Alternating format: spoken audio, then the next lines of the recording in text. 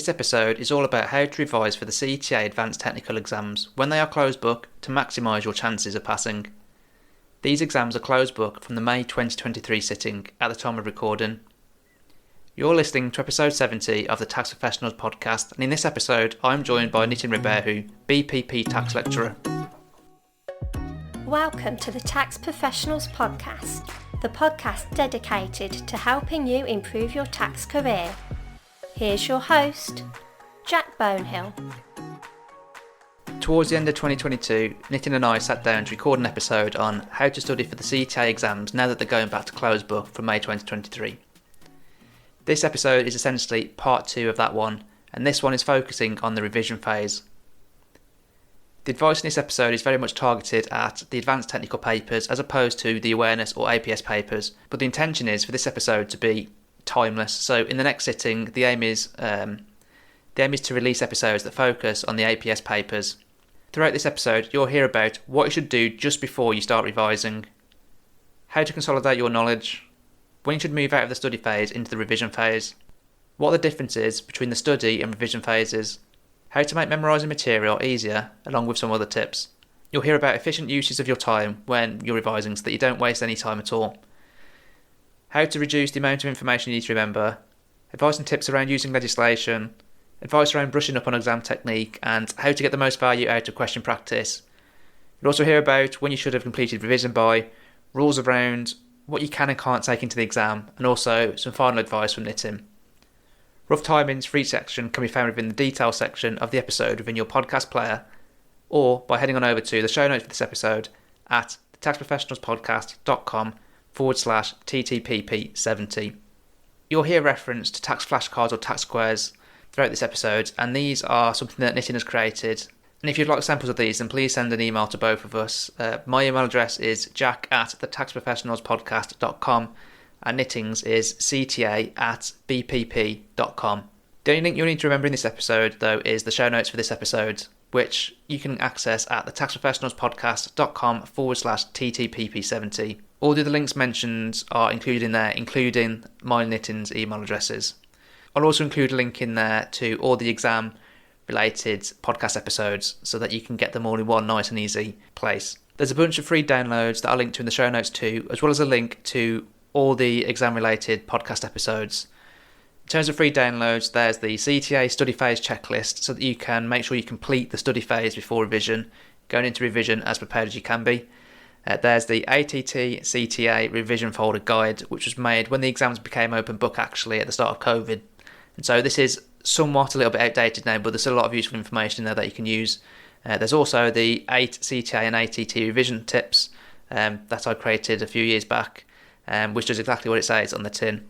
If, like me, you're interested in knowing what you're worth in terms of salary, then get in touch with James from the tax recruitment company to benchmark what you're currently on. From his interaction with many different businesses and tax professionals, he has current knowledge of salary rates based on experience and specialism. Speaking with James could help you to negotiate a pay rise or determine it's time to find a new role. Contact details for James can be found in the show notes for this episode at thetaxprofessionalspodcast.com/TTPP70, or you can book a chat with him by heading on over to thetaxprofessionalspodcast.com/salary chat. So get in touch with James to benchmark your salary or to discuss potentially available roles, particularly if you work in corporation tax, as he is currently recruiting for many roles in this area. So then, just to start us off for this episode then, today, we're going to mainly talk about kind of the revision phase and what that should look like, what students should be doing, etc. But kind of just before we get there, what should students be doing in the last few weeks just before they kind of segue into the revision phase? I would say for both ATT and CTA, students really should now be focusing on the pre-revision phase, and that's essentially kind of becoming comfortable with the topics they've covered in class, consolidating their knowledge, and also going back to topics that they perhaps found difficult, going over them once more, making sure they fully understood the content and how to apply that in the exam, and also reaching out to tutors and getting tutor support. So if they can maximize their learning now, then when they start the revision phase, it's all about application. Okay, yeah. Because your kind of thing anyway, isn't it, is to not really worry about learning more stuff in the revision phase, isn't it? More to do with like applying it and exam technique and that type of thing. Oh, 100%. I mean, there might be the obscure points that come up, but ultimately it's really important that when the revision phase starts, that if you're a well-prepped student, you will enjoy the revision phase. You're going to get so much out of it. But I always get 10 to 20% in a class that haven't done as much work, and you can see the stress levels, the anxiety, and trying to juggle things. Okay, and some of them can pull it out the bag, some of them do well, and others don't. And as a tutor, you just want that student just to be relaxed and calm, and everything can then fall in place on the day. Yeah, I'm not sure when it comes to the CTA exams, you can never be that calm anyway. But I mean, as calm as you can be for them, right? Yeah, you are cool as a cucumber. I'm pretty sure. Probably not as much as what you might think. But just on consolidating knowledge, then. So, what do you actually mean when you talk about that? I would say I think what can sometimes happen during the talk phase is that students will be taught various topics. And it's making sure that they go back and look at those topics, even if it's 5 to 10 minutes, reminding themselves that they're comfortable with. It could be a computational thing, that there could be several parts to that computation, that they're comfortable in spotting some of the issues and the content, so that when they come to do a question, they're not going to be stuck with, I don't know where to begin, I don't know where to start. There will be an element of familiarity during the revision phase that will boost their confidence. Yeah. And where should they go then to like consolidate? Should they go to like the memory joggers, for example? Should they go to back to the manuals themselves? How do you recommend people do that? From the earlier recordings that we did, Jack, we talked about the resources you need to prepare during the talk phase. And I think it comes down to memory joggers are absolutely fantastic if that works for you, and if they are brilliant. You're also going to have students who would have prepared, I know for a fact some of mine have, prepared their own notes, their own summaries. Okay. And thirdly, as you know, we've prepared flashcards, okay, that have summarized core areas. So ultimately what you're doing is, where you've got a manual that covers 20, 30 pages, you've brought that down to half a page or a page of just core content that you can then apply. Okay, that makes more sense, because I was half thinking you would advocating going back through the manuals of. Oh no, no. As brilliant as they are, okay, yeah, we need to let go of those manuals as soon as you can. Absolutely. Okay, so then when does the revision phase then start in your mind? How many weeks or how long before the sitting? I would say for a May sitting, if we go with rough dates here, I would say you're looking at, say, the 1st of April. Around then, the revision phase should really commence. And for a typical November sitting, I would like to think the 1st of October. Okay, so those are kind of like the kind of milestones that students should have in their diaries, in their timetables, as to they've got to kind of switch their mindset from learning to applying from that moment onwards. Okay. So it's roughly just over a month before the exams is when you think, flick into it. Yeah. Oh, totally. Yes. Okay. So in your mind then, you kind of mentioned it a little bit already, but what is the key difference then between studying the revision stage? Is it literally just the difference between like learning the material and applying it, or is there more to it than that? I would say when you get to revision phase, and you know this as well as I do, and we say this repeatedly, it's not about question blitzing. Okay, so if anyone's listening to this podcast and thinking, I'm just going to smash every question, we've said it a million times, it often leads to a fail. Okay, what I want students to do is to be able to read a question calmly, okay, and to be able to diagnose and spot the issues, spot the problems, think about how they can then apply their knowledge to advise the client if it's a written question or computational, to be able to compute the correct tax position. So it's really about execution of the answer, implementation of their knowledge into giving sound advice. That's the key thing. And that's the bit that a lot of students struggle with, and even the good students. Okay. And that's why we see so many students scoring between 40 and 49. okay, and then having to retake. And we're trying to prevent that. We're trying to say, look, stay calm, stay focused, okay, and learn to spot, learn to identify. And I think the minute students start doing that, they're increasing their marks significantly. Yeah. And so pretty much the revision phase then for you is more about spotting those tax issues in the questions so then they can put it down. Yeah. Absolutely. Yeah. Totally. Yeah. Because obviously there's other aspects, I suppose, to the revision phase as well, like memorization, for example, exam technique, Yeah, and you're absolutely right. And I think what it is this is where, because the CTA exams are closed book, a lot of students are saying, "Oh, have the exams become more difficult? Or might they become easier because it's closed book?" That CTA exams have never become easier. They are just CTA. It's the gold standard. We know that, and I would say my personal opinion, I love closed book exams. The students that I have right now on my taxation of large corporates, advanced technical, OMB APS, I would say they're improving so much more because they're having to learn it. And I'm seeing them technically growing. I had one of my students say, Nick, I was actually advising on reorganizations at work and I knew the section numbers. When we did the open book exam last year, I didn't know any of the relevant section numbers, and she goes, because it's forced me to learn it and understand it. Well, surely as an employer, and anyone from the CIOT who's hopefully listening to this podcast, okay, that's what you want. Mm-hmm. That's what we want. We want professionals who know their tax, and not just learnt it from a past paper question. Mm-hmm.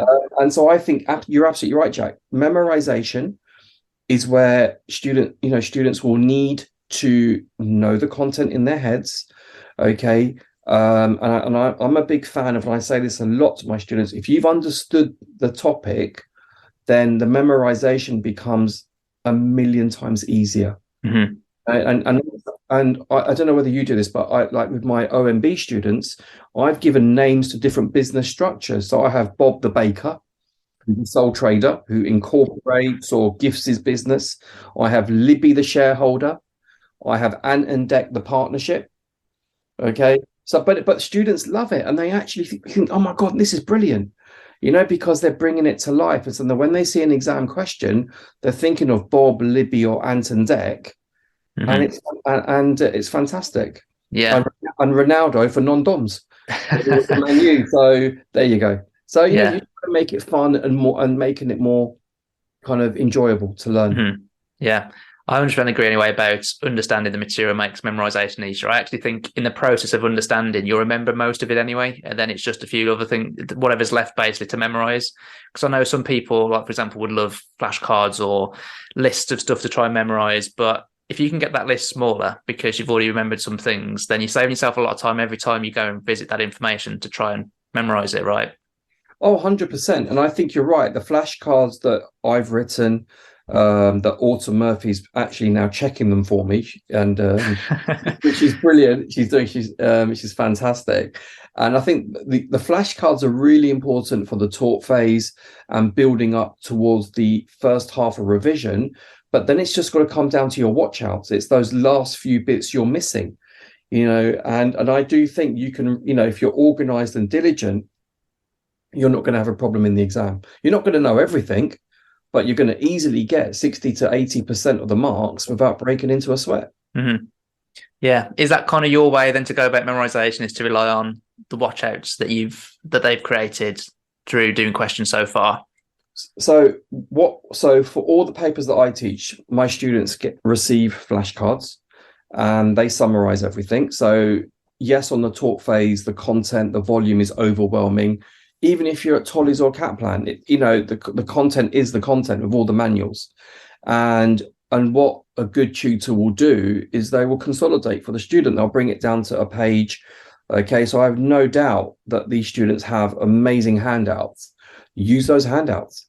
Okay, if the flashcards save you time, use it during the talk and the early part of revision, but then let go of them.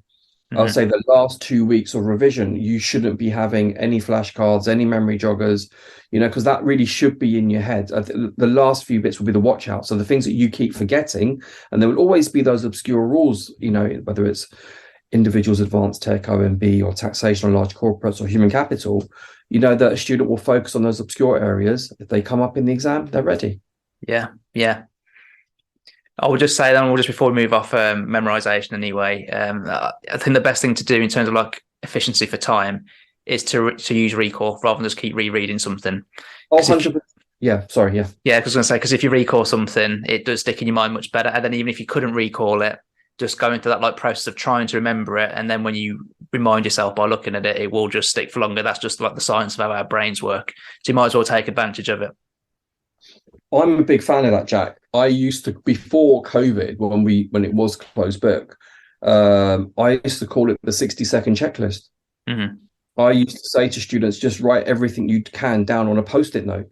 Mm-hmm. You know, say for example, if we can do something very quickly, so for students thinking, can you give us an example, Jack and Nit? Well, if you're thinking of a shareholder and BADR, then I've taught it as it's got to be a material disposal, MD, FTTW. Those are the 4 conditions: 5% minimum, trading company, 24 months working, 10% times a million, the claim, the due date, tax impact, it's a 10% rate, CGT saving. That's it. Yeah. And that would get you most marks. Mm-hmm. And you don't need the legislation for that. No. And if you can do that kind of recall, you know, either you can shout it out loud, you can do a quick flow diagram, or you can put it on a post-it note. I think that's the best way of learning, especially of an evening. If you're thinking of doing something after work and you're shattered, okay, you can pick on some of these random easy topics just to keep it going, so you don't feel guilty as if you're doing nothing. And I think that's a very proactive and constructive way of learning.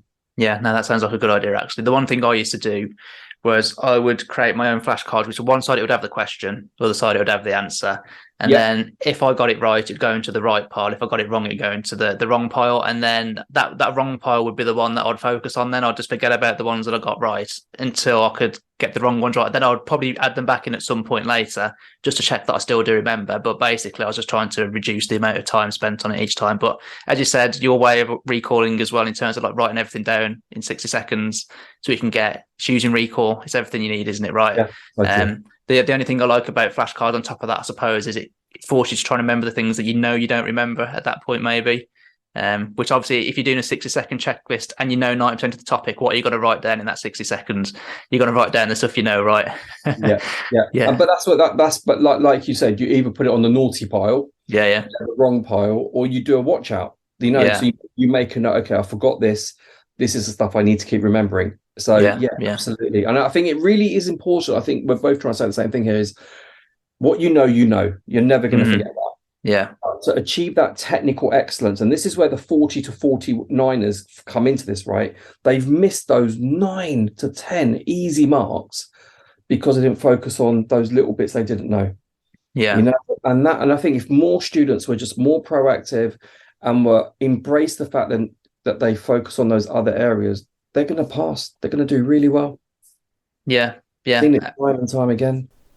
Just a reminder to benchmark your salary, find out what you're worth, or to discuss available tax rolls, get in contact with James at the Tax Recruitment Company.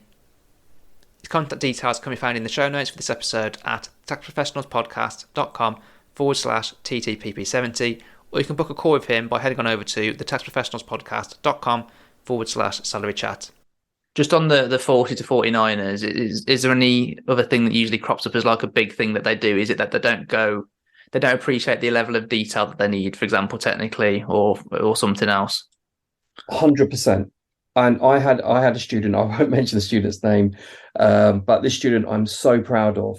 This student scored its own taxation of large corporates in May last year.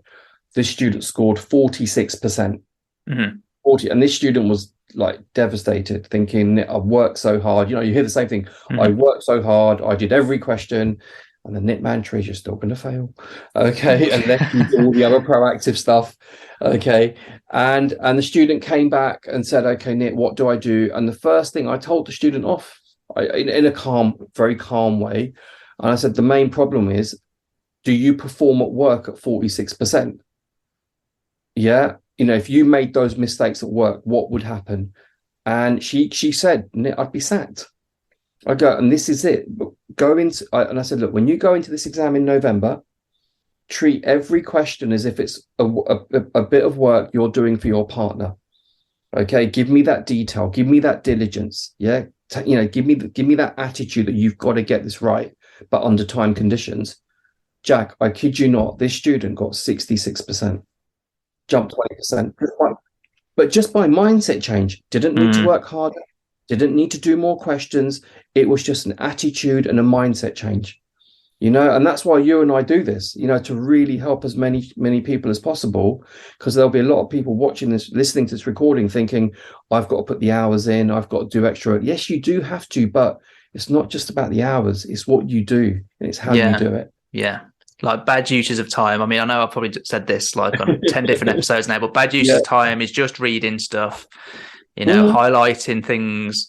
That is such a poor use of time because it's so passive. Like you're not really engaging your brain to do any of those things. Anything where you can be active with the material and engage with it, whether it's doing questions, whether it's recall, whether it's, I suppose, thinking about scenarios that you've got at work where the stuff you're learning might apply, whatever it is, anything more than being passive is better. Passive is easy though, right? You come home from work, you're knackered. It's easy to just pick up the book and read it, but you might as well not bother doing it because it's just a waste of time. You might as well spend 15 minutes doing something active rather than an hour of something passive.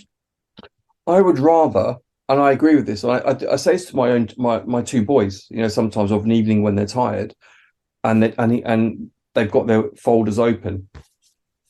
I said, you might as well just relax, watch TV, go out, have fun, just go and enjoy yourself, and allocate that time when you've got 100%. And I say that to all my students when they have exam. I'm doing revision at the moment, and the real exams are next week. I've told them Friday, I finish with them on Friday, and I've told them Friday evening I expect no one to be studying. They looked at me, Nick, we've got an exam on Tuesday. I said, but what are you going to do on Friday evening that's going to be super proactive? Yeah, at least go for a meal, go and watch a film, go for a walk, just spend time with friends that are just going to make you laugh, or family members, and just enjoy that moment and smash it over the weekend. Yeah. And by that point anyway, people should have been almost fully prepared anyway, right? So absolutely. And I think some people kind of panic study, and that's not good for anyone, that they put that pressure on themselves. And I think the more calmer you are, the environment you're in will also set the tone. Yeah, no, agreed. On the point then of like memorization, obviously memorizing the full thing is impossible, and in some cases it's going to be a waste of time memorizing some things. So then where does the legislation come into all this then? How do you kind of suggest students use it? Okay, so I have this obsession with legislation. I've always have had this passion with the ledge, and so for taxation of large corporates, I have literally cherry-picked the section numbers that I've said to my students, you're better off highlighting these, okay, rather than learning them. Okay, and to give you an example, I appreciate, apologies, I know some students won't be familiar with these terms, but it's an example. So for taxation of large corporates, there are certain topics such as paper for paper, reconstructions, demergers, and say corporate rescue provisions. Everything's in the ledge. The conditions are so clear, okay, that you can use the legislation to access those conditions and apply it in the exam. The other paper, Individuals Advanced Technical, haven't taught that in a while, but everything to do with non-DOMs and remittance, this is probably your area, Jack, remittance basis, and all the transitional rules. That's all I know about remittance basis these days. Okay, but there's so much amazing content in the legislation. Use it. Okay, so someone who's smart will use the legislation tactically. Okay, whereas I get some students who will just highlight everything for the sake of it. That's wrong. Okay, for example, on tax admin, I had some students highlighting the due dates for when to file a return. I said, oh my God. And I said, how many years you've been in tax? 6. I said, if you still do not know when that return needs to be filed, I think you need to be looking for another career. But so there are certain things, that you wouldn't highlight. Okay. And I think we do it for the sake of it. So I think be very smart, make a decision. Are you going to learn that content, or are you going to highlight it and use the ledge? Yeah. And I think that's a really, really important thing, that students need to be able to have the discretion to know when the ledge will work for them, because the legislation can equally backfire, okay, and take a long time to access. And a really good example of this is the purchase of own shares legislation, okay, because it's not just contained in one bit, it's spread over quite a few pages, okay. Same as the controlled foreign companies legislation for taxation of large corporates. It's vast. There is no way I would expect my students to highlight all of that.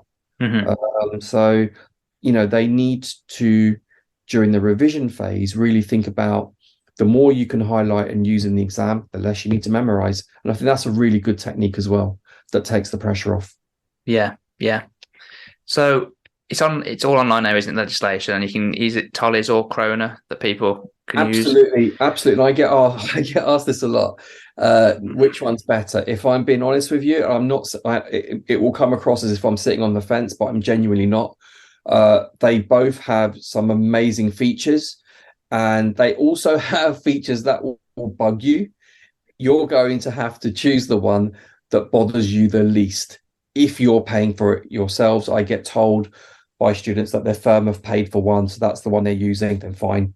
You've got to use it. But they both have some amazing features. And if you're gonna ask me about Chronorai, what I love about Chronorai is the way that you can highlight a sentence in different colors, which you can also have using LexisNexis. Okay, but but the search feature then accesses it slightly differently. Whereas with the LexisNexis, the Tolly's legislation, if you highlight in a certain color, you can actually find what you're looking for very quickly using that unique color as well. Okay. So they've both chosen to have very different features on how you access the information, but both are equally accessible, and they're fantastic because I've used both as a tutor. But you've got to, if you have the option of choosing, then I'd say play around with both, then make a decision. So how does this work then? It might be different on the two of them, but obviously when it was the books, you could highlight the side of the book, right? So you knew kind of roughly where to flick and stuff. How can you do the equivalent with the online, or do you have to go to the right book, for example? Yeah. So okay, this is an excellent question. So basically, with Chronorai, you can put your legislation into favorites. Okay, so when you click on favorites, if you've chosen what goes in your favorites, it will give you a list of everything that you've pre-planned. Okay, so with Chronorai, you don't need to really worry so much as to what book it's in. Okay, with the Tolly's legislation, they have this brilliant search feature. You can actually search by annotation. Okay, so what I've done, I'm going to give a free bit of advice here. So with Tolly's, what I tend to do is I've used, my main color is pink. Libby, as you know, my colleague, she loves green. I can't stand green. Okay, sorry if you love green. Okay, so I love pink. So what I've done is I've highlighted every main bit of legislation in pink. So the main heading, so it could be pension spreading or company losses. So when I do a search feature, I only search by pink. So all the things I wanted to then, I've highlighted, it will come up as a list. So yes, it takes a bit of playing around with and getting used to, but you don't need to worry so much about what's in each book. It is easily accessible. Okay, fine. Because that's the thing I was thinking about, is obviously finding it quickly. Oh, 100%. I'd say it's a lot better than actually taking in the ledge. Okay. Yeah. Just got to get used to using it. I've been sold. So then how would you be using the legislation in the revision phase then? Would you be using it on questions that you're doing where it's something that you haven't memorized, or would you be doing something different? Brilliant question again. I would say you need to, so if a question comes up on your particular paper and you've chosen not to memorize, you need to then access that ledge straight away. Yeah, and use that legislation to be able to then answer the question. Yeah, I think that's really, really important. So to be, if I can again use an example, if you don't mind, Jack. Yeah. So in the demerger legislation, so I was thinking, oh God, I don't know about anything about demergers. Doesn't matter, right? So off the top of my head, one of the first conditions about demergers is that the companies that are demerging have to be trading. So if you're reading a question and it says actually company A and company B are trading companies, great, you've met the first condition. You'll get a mark for applying it. Both companies need to be within the EU. Fantastic. Another mark. So the legislation goes through and says it's got to benefit the company's trade. We'll look at the reasons for demerging. Are they genuine? Is there any tax avoidance motives you can spot in the question? If there aren't, that's another condition. So it's really quite lovely. It's quite nice. You can just, if you read the question and just have the legislation opened up, you can beautifully apply it. But it takes practice. There will be the odd 1%, this, who will open up the legislation for the first time in the exam. Okay. And those kind of students terrify me, okay, because I could never freestyle like that. And maybe it works for them, but I think you need to invest time in the ledge, certainly where you've made that conscious decision not to memorize, and it will pay dividends. Yeah. So would you expect people to have done their highlighting before revision stage or during the revision stage? I get asked this a lot again. So a lot of students have contacted me and asked me specifically about this. I would say personally, don't do it during the talk phase because you're still learning the content. You won't be able to at that point distinguish or determine, are you going to learn it or are you going to use the ledge? I think it really comes down to revision where you want to start making that decision. Okay. Yeah, I think that's the best time to do it personally. I suppose the beauty now as well, if you've been online, actually, is you can delete highlights, I'm guessing, whereas obviously you couldn't do that before. It's brilliant. It's fantastic. Absolutely. And certainly for my taxation and large corporates, I've actually produced a separate recording for my BPP students on everything they need for their syllabus. So they're spoiled. They're very lucky. I keep telling them that. But yeah. So in the revision stage then as well, like, what do you suggest in terms of like exam technique and brushing up on that to make sure that that's not going to be like your downfall, basically? I think the key, and I know your approach, I know previous podcasts we've done, I think if you've got all the time in the world, then I would say personally, try and practice questions to time. Okay. So I would split the day up into practicing certain questions to time, okay, using the Exam4 software as well. I think that's really, really important. And then, reviewing the marking guide, focus on what you got wrong. And then in the afternoon, do a read and review. Okay, do a read and review where literally you read a question for 10 minutes, plan, try and spot issues, and then look at the solutions for no more than 5 minutes and focus on what you missed out, focused on what you got wrong. I think that's really important because I know there are some students who are literally taking the whole of April or the whole of October off prior to the exam. Great. If you're fortunate enough to do that, there'll be many students thinking, I don't have that much time. Then I think for those students, it's more about read and review. And maybe doing one question on a Saturday, one question on a Sunday, where it's done to time. So they're building up their confidence and familiarity with the Exam4 software. I think that's really key. Also, for me, and this, Jack, I've said this before, exam technique is if there's a 10-mark question, halve it. You've got to get 5 minimum. Obviously, try and get a bit more. So on my revision classes, when I set a 20-mark question and I actually say to my students, could you have got 4 to 5 right now? Then they should actually give that easy.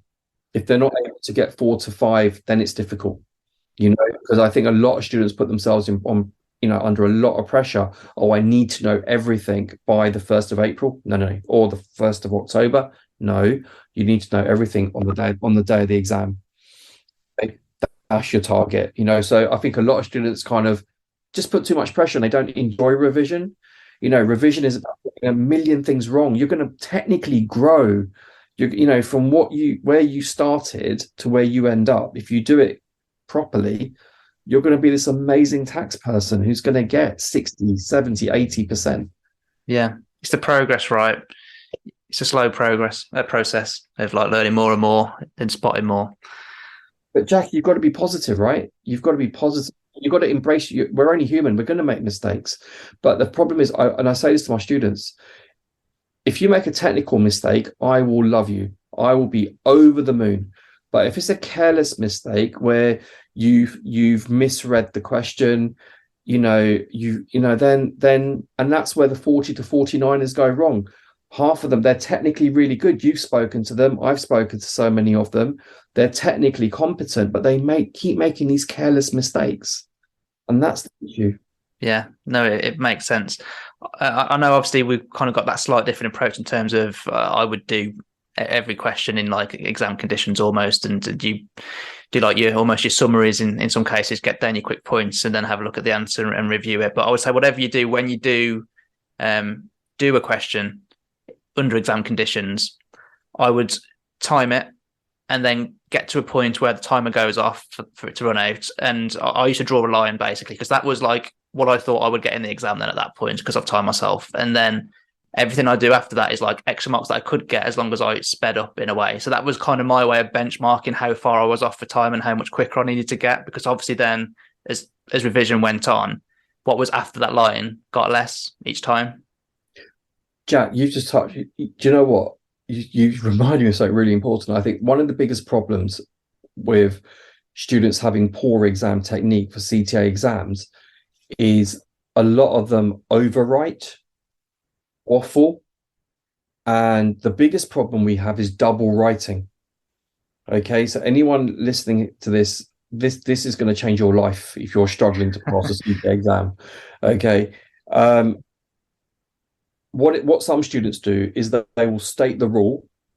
They'll literally copy out what they've memorized in their heads or what they can picture in the manual, and they will then rewrite it again, linking it into the scenario. That is just a complete waste of time, because when they look at the marking guide, okay, it's like there's only 1 to 3 or 4 marks allocated for that particular point. Students need to learn to just jump in and apply. Apply the rule. And it's amazing how many retakers I've helped over 23 years who've literally said, oh my God, I've suddenly got 30 to 40% more time in the exam because I was just writing rubbish. I was just writing the theory and not applying.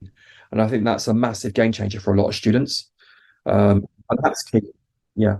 I suppose you'll be able to notice that you're overwriting anyway when you start reviewing the model answer to the question, right? Because if they've written significantly less than you, that's an indication that you're writing too much. I mean, after doing a question anyway, I think you should absolutely rip it apart, like go through the model answer, the mark scheme, whatever you want to call it, compare it to yours, see what marks you would have gotten, probably be harsh on yourself to give you a more realistic kind of picture to how well you did on that one. And then anything you didn't get, obviously, is it because you just forgot to put it, but you knew it? Is it because you just didn't understand that point properly, in which case you need to go and understand it potentially? Literally get everything you can every time you do a question, because there's only a limited amount of them as well. Also, just on what you mentioned a moment ago, I think also when students are looking at the model answers, they do need to be mindful that they can't replicate that in the exam. So I'm a little bit nervous that the examiner's answers is the definitive, most amazing answer in the world. I would rather they look to the marking guide and just look at that, because I think that otherwise, I think there'll be so many students listening to this podcast thinking, I could never write that in the exam. They're already going to feel defeated. I think look at the solutions for the extra analysis and explanation, but it's the marking guide that you've got to be looking at. And if you've covered those points, you're fine. Mm-hmm. What about this then? Just one last put on this, just to see where you stand on it. Because yesterday I was with someone and I was going through an answer after they'd like almost identified the points in the question.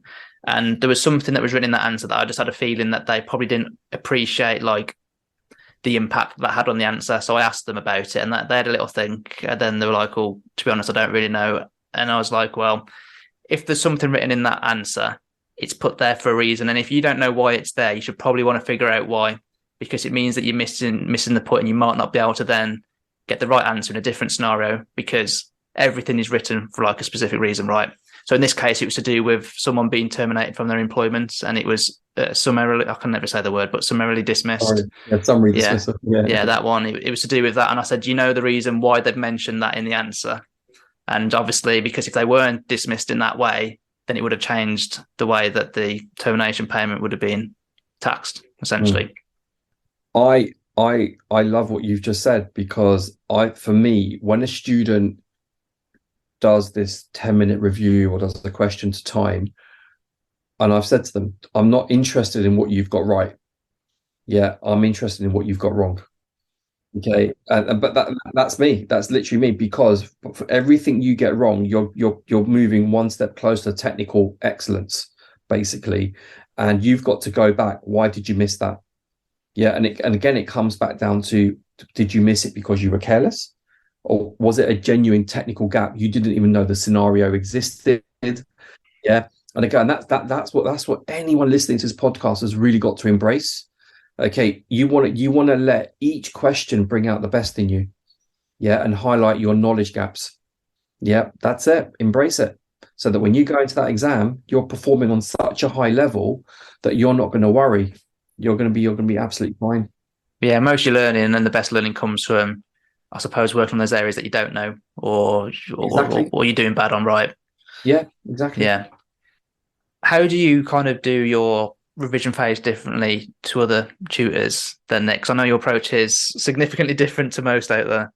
Yeah, so I basically, sometimes I get potential students wanting to come on my courses, and I make a few things clear. I say, look, are you the type of student that wants to know every bit of detail? And if the student says yes, then I'll say, I'm not the tutor for you. And I'm very polite. I go, look, I'm not about detail. I'm about teaching you scenarios and helping you get 60 to 80% without breaking into a sweat. I will not be interested in the obscure areas. I won't even waste time on them. I'll just say, read them up at home, or Google them, or watch it on YouTube if there's something on it. Okay. So in my classes, what I tend to do is I tend to get through 10 CTA questions a day, and how I've managed to achieve that is students are given 10 minutes. I give each of my students 10 minutes, okay, to spot issues, read a question, spot issues, and if they want to use their folder, they can. If they want to go off memory, even better, but I let them make that decision. Okay, so I'm not fussed how they do that. And so in those 10 minutes, we're kind of imitating how the exam scenario would be. You know, when they're in the exam hall, it's the same 10 minutes they've got to try and pick up the easy marks. We go through a game plan, a strategy, like half the marks. Was it a calculation question? Was it a written question? And then after those 10 minutes, I literally go through the answer in about another 10 to 15 minutes. Okay, and all I'm interested in my chat box is, what did you get wrong? Because then it allows me as a tutor to be quite paternal and say, right, let me protect you here. This is what you need to watch out for. So we tend to build our watch outs together in class. Okay, and what I then do from that question is I spin it, I twist it. Well, what if the examiner did like exactly what you do? What if the examiner did this? What if the examiner says this? How does that change the whole dynamic? And they absolutely love it. So you end up, by the end of it, you end up doing like 15 questions because you've added in extra scenarios. But I'm not going to sell it that I do 15. It is 10. Okay, it is 10. But yeah, and I don't waste time reading out the answer, because they can do that at home. Mm-hmm. You know, I'm more interested in getting them technically comfortable and confident. It's not for everyone. But the other methods do work as well. You know, where if you do a question to time and they've gone through it, that equally works. It's just what the student wants. Yeah, I suppose the thing is, if your exam technique is down, there's not really much benefit, I suppose, at that point to fully doing the questions right, because at that point you just tested if you're spotting the issues, and I suppose you could get that from a short bullet point list, right, of the key points or something. I think what a lot of students don't do actually is take a question, And then after they've done it, think, well, how would it change the answer if this fact was different or if this was the circumstance instead? And actually, that's a way where you can really start engaging with that material again and making sure that you understand that topic really well. Totally. So, you don't need necessarily to be guided by a tutor all the time to do those things. You can do it like yourself as well, can't you, right? Because surely you've got to have some curiosity on that question. If not, what's the point of you doing the CTA exams if you've got no curiosity at all about the tax, right? So just think about it. If we take an example, Jack. So if you've got someone who's been UK resident and non-dom and has just arrived in the country, then they're not going to have a remittance basis charge for another 7 years. It'll be year 8. If you've got someone who's been here for 10 years, then you're looking at the £30,000 charge. If you have someone who's been here for 13, what if it was 13? What if it was then 17? And the advice you give changes. Yeah. And that's what anyone, again, listen to this podcast. That's what we want you to do. Don't just be so tunnel visioned with the rules and conditions. Yeah. Have the confidence to then flex it a little bit, because that's what the examiner's going to do. I suppose exactly. I suppose you could change other facts in that case. Like you could talk about someone that might be domiciled in the UK and is resident outside of the UK. Now I know that's not really going to be a lot of information there in that case, but just knowing that there's not really anything there is important, right? Absolutely. And the classic scenario, because I know you love, this is your area, so I'm out of my comfort zone here. I'm trying to impress you with my knowledge, Jack. But it's a bit like the temporary absence rules, right? Where someone has gone abroad and they're selling an asset whilst they're abroad, and they're non-resident, but they then sell a UK property, but you've got the anti-avoidance provisions that kick in, that there will be a gain chargeable using the market value at April 15 or April 19. And that's an individual's advanced technical scenario that students have got to start looking at the bigger picture. Yeah, totally. Yeah. So I know this is now kind of moving out of the revision phase a bit, but like when should someone have done the revision by? How long before the exam should they really have completed that revision phase? I would 100% say, and I've said this before, 4 days before the real exam, no more question practice. Okay, and this is always up for contention. Okay, I say this with 23 years experience. I've got students that can vouch for this, that this method works. I wouldn't advocate it if it didn't. The reason why the last 4 days students shouldn't be doing question practice is because the energy, the mental strength and stamina that exam requires, that everyone needs to relax mentally, physically, and in the last 4 days, what I would want students to do is to calmly read and review each question again, just so they're used to spotting issues, just calmly doing knowledge recall. Okay. And also using the legislation, is going through the ledge that on their online, so they're comfortable finding the last few bits, and just really thinking about application and reviewing the watch outs. And the minute students do that, they're going to be fine. They're going to be absolutely fine. And I think then and also thinking about their exam experience, in the sense that what should you be doing in the exam? What's your game plan? And this is another point that's up for contention, Jack, is should you do your easiest question first, or should you do your easiest question last? Okay. And I think this is a personal choice. For me, I would always do the easiest question last, because I would say 3 hours in, okay, your energy levels are drained. Yeah. I would rather do, if say it's an income tax computation or a capital allowances computation where the brain is switched off, you've banked 10 marks already. Yeah, you know that you're going to do well on that question. Leave it to the end. For me personally, I also tell all my students that they should do the written questions first, because the written questions are the easier ones, because you've practiced knowledge recall. Okay, you've got legislation in front of you if you need it. Okay, you've done the application, spotting issues, go for it. And I think that's really key.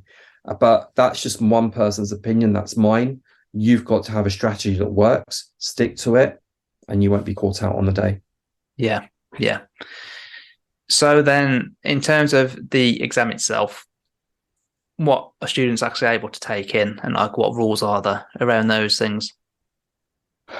Oh God, this is a now memory test for me. So as far as I'm aware, and I think what the students need to do is check on the CIOT website. Okay, because they've been fantastic at making it very clear. I saw this the other day, and I was reading it out to my own class. And what bits I do remember is they need to make sure they've got their ID. Yeah, they've got their logins for the legislation. If they haven't got their ID and everything else, they will not be allowed into the exam hall. Okay, they've made that very, very clear. You can take in, I believe you can take in headphones. Okay, I'm pretty sure you can take in headphones. You cannot take in a watch or a clock. Also, you can't take in any paper. Okay, that will be provided on the day.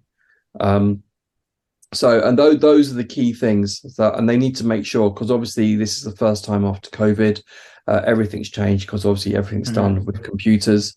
Okay, so, and the CIT have gone to such lengths, to really, support students. And I think they need to just make sure you spend time on the website, making sure what you can and cannot do.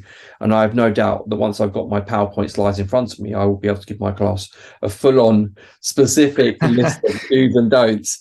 And Todd's and Kaplan, I have no doubt, will do the same as well. Yeah. But if you're not with a training provider, then go and look at the website for the CIOT. So any kind of last piece of advice you want to leave students with then for the revision phase to make sure they're prepared fully? I would say, please don't leave it last minute. Don't stress over closed book. It's doable. It's passable. You need to have a plan over a 4-week period. Even if you haven't got 4 weeks off, it doesn't matter. Prior to the exam, you need to have a plan where you're resting, you're working, you're applying. Okay. And, you'll be absolutely fine. This exam is doable. It's achievable. But as Jack and I have said, we need you to know the detail. You're becoming a tax expert. Okay, know the detail, be diligent, and you will pass. The show notes for this episode include all the links mentioned throughout this episode, including the free downloads I mentioned earlier, other episodes to help you pass the ATT and CTA exams, and also mine and Nitin's email addresses, so you can get in touch with us. If you would like samples of the tax flashcards or tax squares to help with memorisation for this exam, for example, then send us an email, but feel free to get in touch more generally too.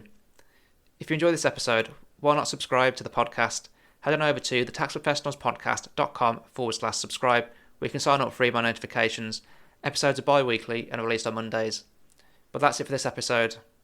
I hope you found the episode useful and have taken away some useful points to help you to progress, develop and improve your tax career.